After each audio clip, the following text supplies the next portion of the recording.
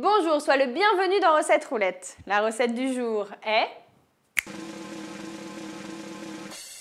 tarte chèvre pruneau. Pour 4 à 6 personnes, il nous faut une pâte feuilletée, une bûche de chèvre, 150 g de lardons, 250 g de pruneaux dénoyautés, 3 œufs, 3 cuillères à soupe de crème, 10 centilitres de lait, un peu de thym, du sel et du poivre.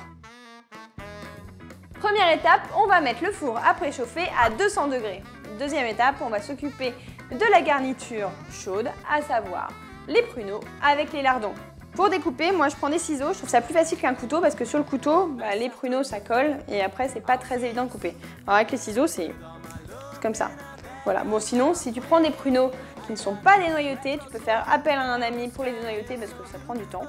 Alors là, moi je fais du 50 par 50.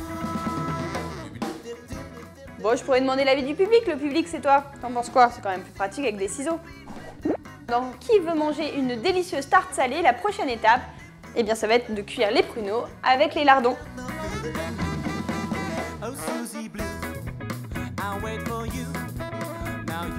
J'ai déjà mis la pâte dans le moule à tarte. Je vais simplement la piquer avec une fourchette. Et on va maintenant s'occuper du chèvre. Alors, moi j'ai pris un Sainte-Maure parce que je trouve que c'est un chèvre qui a beaucoup de goût. On va simplement le découper en tranches.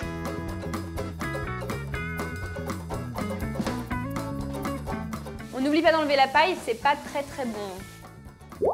On va les répartir sur le fond de tarte. On n'oublie pas non plus de remuer de temps en temps les lardons et les pruneaux.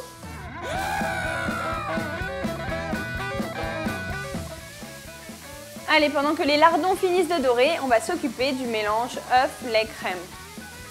Là, c'est quand même un petit peu tendu parce que dans Qui veut manger une tarte salée, on est quand même en train d'essayer de passer le palier de la préparation.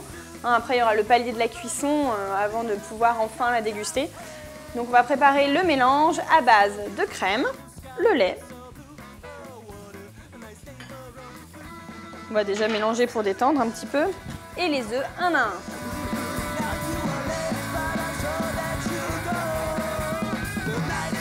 Maintenant, je vais assaisonner avec du thym, du poivre. Personnellement, je n'ajoute pas de sel parce qu'il y a déjà plein de sel dans le chèvre et dans les lardons. Allez, je mélange, hop.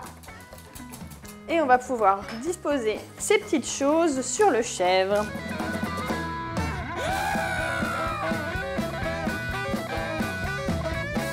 On a franchi le premier palier avec succès. On va maintenant pouvoir faire cuire la tarte au four pendant 25 à 30 minutes. Félicitations, nous avons franchi le deuxième palier de la cuisson avec succès. Nous allons pouvoir nous régaler. D'ailleurs, avec une petite salade de mâche, ce sera parfait. Tandis que les effluves de cette délicieuse tarte chatouillent mes narines, tu vas pouvoir regarder une autre recette de tarte juste ici, voire même apprendre comment la rater juste ici.